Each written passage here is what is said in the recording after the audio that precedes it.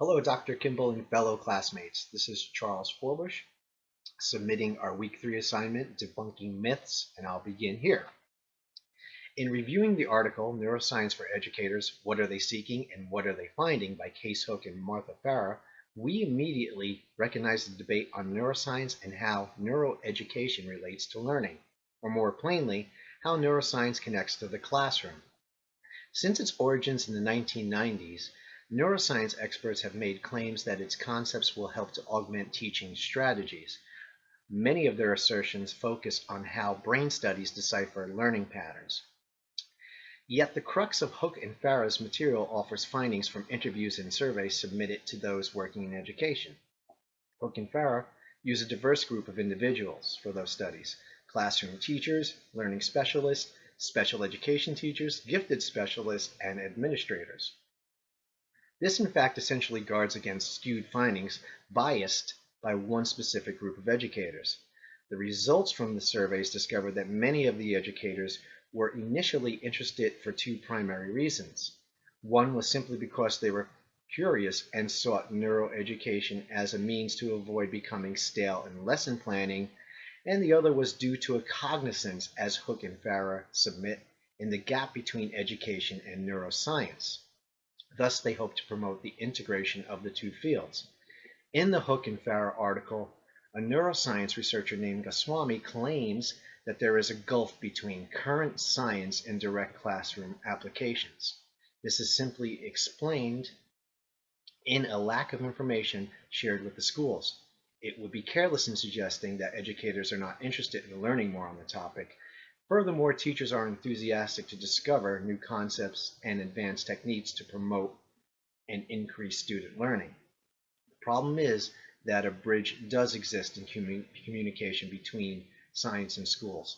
Essentially, there's a deficiency in scientific training for educators, which is crucial to the charge of monitoring the impact in the enactment of neuroeducation. Other researchers agree. Hardiman and his associates propose a scarcity of rigorous research from the neuroscience community that is readily translatable into educational practice. Neuroscientists need to find greater ways to incite school sponsorship. Because it's fundamentally in its infant stage, the concept of neuroscience is challenging to bridge into schools. Lack of understanding and concept execution within the schools may hinder its progress. However, educators need access to these techniques. They also need training to establish diligence and report their findings on the influence of neuroeducation in their classrooms. This is crucial to the success of nurturing improved learning abilities of each student. Teachers choose to be educators because they are committed to helping others learn, and it is imperative that they have assistance with any method that benefits in attaining this goal. My own career as an educator began only several years ago. It came as a career change after many years in a vocation far removed from anything that resembled a classroom. At that time, we called it a grammar school, and the institution was quite different from today's contemporary standards. A couple of generations have spanned since that time, and there are occasions when I miss the simplicity of yesterday. However, I cringe when I recall how the educational needs of the individual was neglected in years past. Today, things have improved. This transitions the topic into debunking brain myths and links special and educational needs. An example of special needs in schools is children with autism. One common spectrum of autism in today's schools is Asperger's syndrome. Many students afflicted with Asperger's frequently have been categorized as challenging in terms of behavior.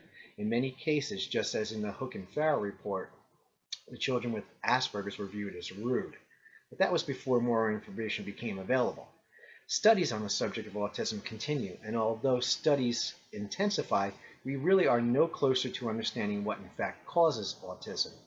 Andrew Whitehouse, a journalist for the website The Conversation, reports in his article titled "What Causes Autism? What We Know, Don't Know, and Suspect" that genetic technologies are improving at an astronomical pace as well as global scientific cooperation. Consequently, this will lead to large numbers of people with autism being studied, thus producing major advances in the understanding of its causes, yet we still do not know its origins. We do know that studies have debunked some of what we thought led to this disorder. It used to be that an oversized head at birth signified brain development disorders that may lead to autism.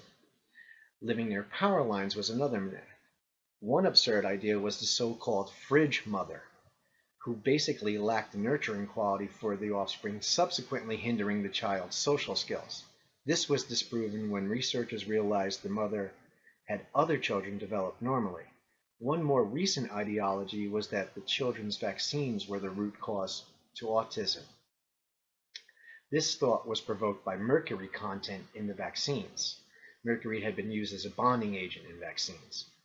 The fear led to many parents choosing to homeschool their children rather than to submit to the necessary vaccine inoculations required for public school enrollment. Recent studies have dismissed any link between the mercury-laden vaccine and autism. Scientists have recently concluded some evidence they believe linked to autism. Several studies have witnessed the impact of bacterial or viral infections during pregnancy and the effect of antibiotics used to treat illnesses. These medications can kill good bacteria as well as bad, subsequently allowing organisms to transfer to the fetus and its brain. Yet, there still is no evidence to any specific region of the brain as an origin of autism. Although autism studies have not manufactured definitive explanation to what causes the disorder, the observation of the afflicted individual has produced information in educational methods for the autistic student. There are new theories gaining support in regards to connectivity processes in autistic students. White House reports that brain imaging tests show connectivity processes that may explain why autistic students have difficulty with complex tasks but excel with minor functions. I have witnessed the improvements made to the care and handling of autistic students over the last 15 years. Schools have come a long way in developing better ways in teaching and attending to autistic children. I am the father of an Asperger's child who was first diagnosed at the age of 5. He's 18 now and has made significant improvement in his education and coping skills over that time. Much of the success is because of the hard work employed by his teachers and administrators.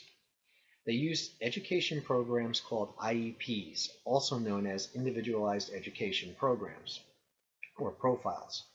This concept has been modified since its inception, but has manufactured favorable results for many students with autism or special needs alike.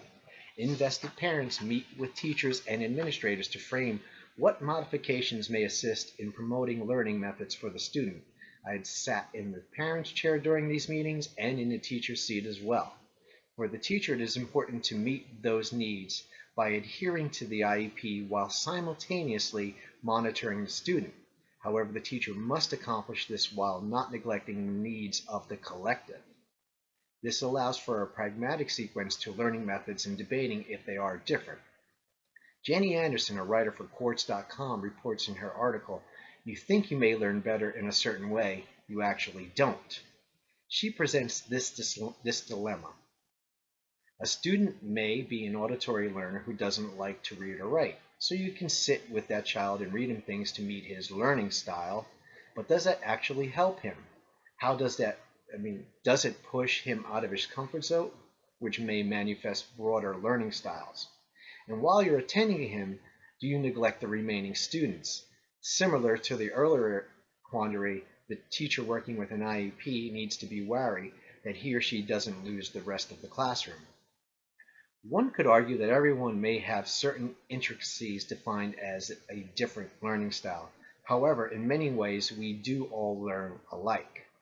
Just as Anderson suggests in "You think you may learn better in a certain way," I believe the rationale should lay with this ideology in lesson planning.